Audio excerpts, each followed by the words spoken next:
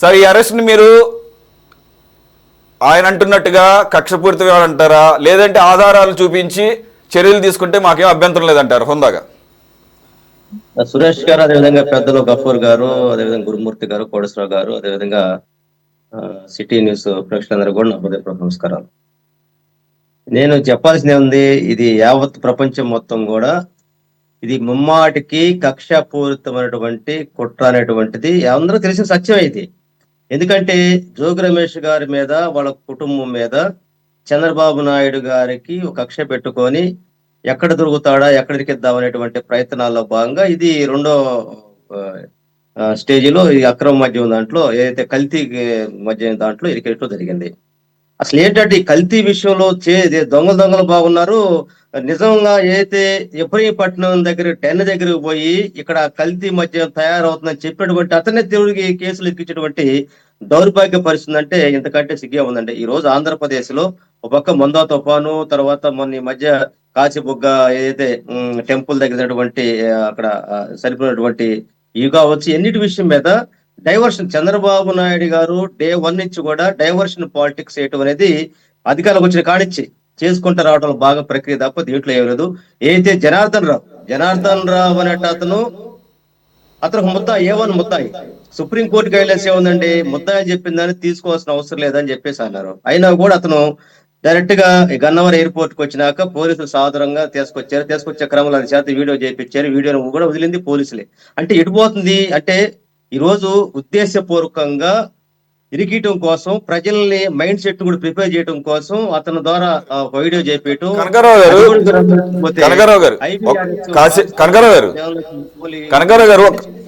అందువల్ల ఏంటంటే కాసేపు మీరు చెప్పేదే కరెక్ట్ అనుకుందాము. ఒక్క నిమిషం సార్. 16 నెలలు 18 నెలల పాటు ఒకవేళ నిజంగా కక్ష పెట్టుకుంటే కనుక చంద్రబాబు నాయుడు జోగి రమేష్ గారిని అరెస్ట్ చేయలేడా? అంటే ఈయన ఆధారం లేవు కదండి. ఇప్పుడు కూడా ఏదైతే కల్తీ లెక్కర విషయంలో ఎక్కడో ఆధారం లేదు. ఆయన మీద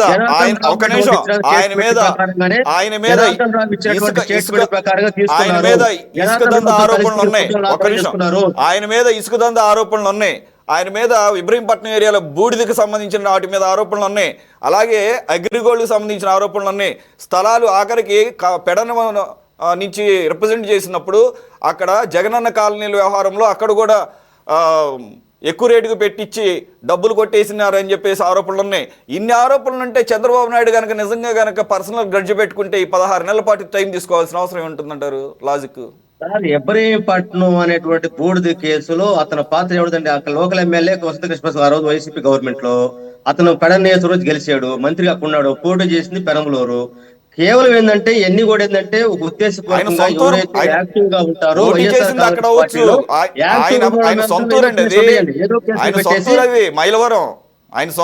అవునండి, తెలుసండి, నేను కాదంటలేదు. ఇక్కడ ఏంటంటే వైఎస్ఆర్ కాంగ్రెస్ పార్టీలో కీలకమైనటువంటి ప్రతి ఒక్కరి మీద ఏదో కేసు పెట్టేటువంటి పరిస్థితి ఈ ప్రభుత్వం మనం చూస్తాను. ఒక కక్షపూరితమైనటువంటి వాతావరణం ఉంది కనుక ఈ రోజు ఇందాక గఫూర్ గారు చెప్పడం నాకు చాలా బాధేసింది. జోగి రమేష్ గారు ఏదైతే కల్తీ మద్యం కేసులో నా పాత్ర ఉండే పని అయితే సిబిఐకైనా రెడీ, అదేవిధంగా నార్కో టెస్ట్ పెట్టండి, అదే లైవ్ డిటెక్టర్ పెట్టండి, దేనికైనా సహకరిస్తానని చెప్పేసి అన్నాడు. సిబిఐ కూడా కోర్టుకు వెళ్ళాడు. సిబిఐ అయింది మీకు ఎందుకంటే ఇది పెద్ద రాష్ట్ర వ్యాప్తంగా ఒక కదలికి వచ్చేటువంటిది. ఎందుకంటే కల్తీ లెక్క అనేటువంటిది రాష్ట్ర వ్యాప్తంగా ఉన్నటువంటి ప్రభుత్వానికి ఆదాయానికి గండి కొట్టేటువంటి ఇది కాబట్టి దీని మీద చేయమని చెప్పి ఆయన కోర్టుకు వెళ్ళాడు. ఎక్కడా కూడా భయపడలేదు, ఇప్పటికీ భయపడలేదు. కేవలం ఏంటంటే జనార్దన్ రావు ఎవరండి? జనార్దన్ రావు ఈ రోజు సిబిఐ గానీ నార్కోటిక్ టెస్టులు కానీ సిబిఐ ఎంక్వైరీలు కానీ ఆయన రిక్వెస్ట్ చేయాల్సిన అవసరం లేదు. పోలీసులు అప్పుడు రిక్వైర్మెంట్ని బట్టి అప్పుడు వాళ్ళు ఆ టెస్టులు చేస్తారు.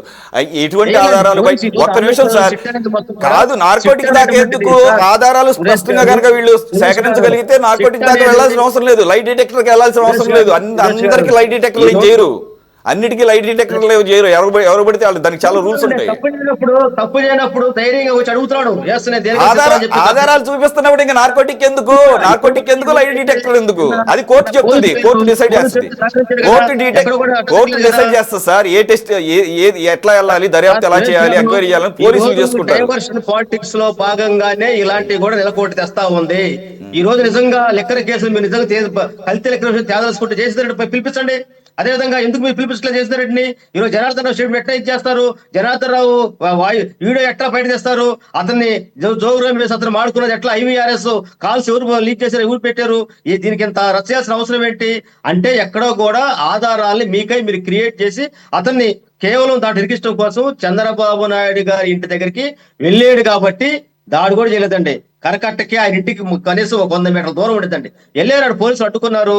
చంద్రబాబు సవాల్ చేశారు, నీకు దమ్ముంటారా మా తరపున మేము మాటకు వచ్చామని చెప్పి అన్నారు. కాదట్లేదు.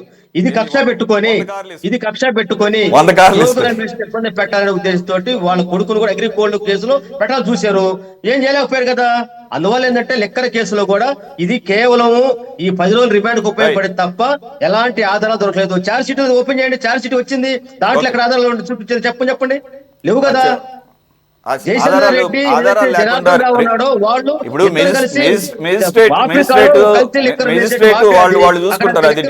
అది డ్యూ లీగల్ ప్రాసెస్ ప్రకారం వాళ్ళు వెళ్తారులేండి. మనకెందుకు చూపించాల్సిన అవసరం లేదు కానీ వాళ్ళు డ్యూ లీగల్ ప్రాసెస్ ఆంధ్రప్రదేశ్ లో చంద్రబాబు నాయుడు గారు 99 రూపాయలకే నాణ్యమైన మద్యం తనప్పుడే అర్థమైంది ఇక్కడ కల్తీ మద్యం తయారు చేసి తక్కువ రేట్లు అమ్ముతామని చెప్పేసి ఒక పెద్ద మాఫియా నడిచింది. దానికి జయచంద్ర రెడ్డి సూత్రధారి. టీడీపీ మొత్తం ఈ రోజు ఆంధ్రప్రదేశ్ లో మద్యం వేర్లై పారుతా ఉంది. ఇంటికి బెల్ట్ షాపులు, కూరగాయలు మార్కెట్ లో కూరగాయలు అప్పుడు ఇంటికి అమ్ముతారండి ఈ రోజు. అవి వేరు, నకిలీ మద్యం వేరు. మీరు అన్నిటికీ కలగలపకండి.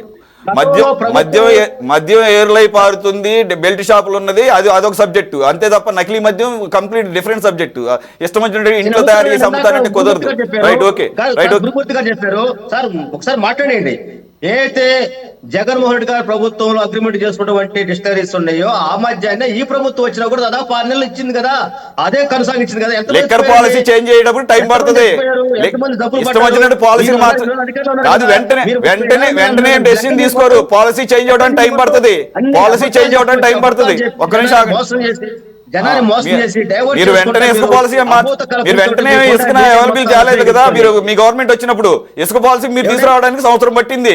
కాబట్టి పాలసీ చేంజ్ అయ్యే వరకు పాత పాలసీ కంటిన్యూ అవుతుంది. కాబట్టి తెలియని వాళ్ళకి చెప్పండి. చంద్రబాబు గారి టైంలో ఏవైతే బ్రాండ్లు ఈ రాష్ట్రంలో బ్రాండ్లు దొరకలేదు అనేది వాస్తవం. డబ్బులు మాత్రం తీసుకున్నారన్నది వాస్తవం. మీరు దాన్ని మాత్రం ఏ మాత్రం కూడా దాన్ని డినై చేయలేరు. కాశ్మీర్ నుంచి కన్యాకుమారి వరకు దొరికిన బ్రాండ్లు ఆంధ్ర రాష్ట్రంలో దొరకలేదు అన్నది వాస్తవం. డిజిటల్ ట్రాన్సాక్షన్స్ కాకుండా క్యాష్ ట్రాన్సాక్షన్స్ మాత్రమే లెక్క షాపులో తీసుకున్నారు అన్నది వాస్తవం. వీటిని మాత్రం మీరు ఏ రకంగా కూడా సమర్థించుకోలేరు. పక్కన ఉండండి. జోగి రమేష్ కన్ఫైన్ అయి ఉండండి. జోగి రమేష్ గారి అరెస్ట్ అక్రమం అన్నదానికి కన్ఫైన్ అయి ఉండండి. అక్కడికే. ఒక నిమిషం. టీడీపీ వాళ్ళకి మాట్లాడే అర్హత లేదు. ఈ సందర్భంగా కేవలం ఏదైతే జోగి రమేష్ గారిని కావాలని చెప్పేసి డైవర్షన్ పాలిటిక్స్ లో భాగంగానే ఏదైతే ముందు ఎక్కువైపోవటం ఏదైతే ఉన్నాయో దీన్ని డైవర్ట్ చేయడం కోసం మాత్రం ఉద్దేశపూర్వకంగా ఎలాంటి పాత్ర లేదు. Right, okay.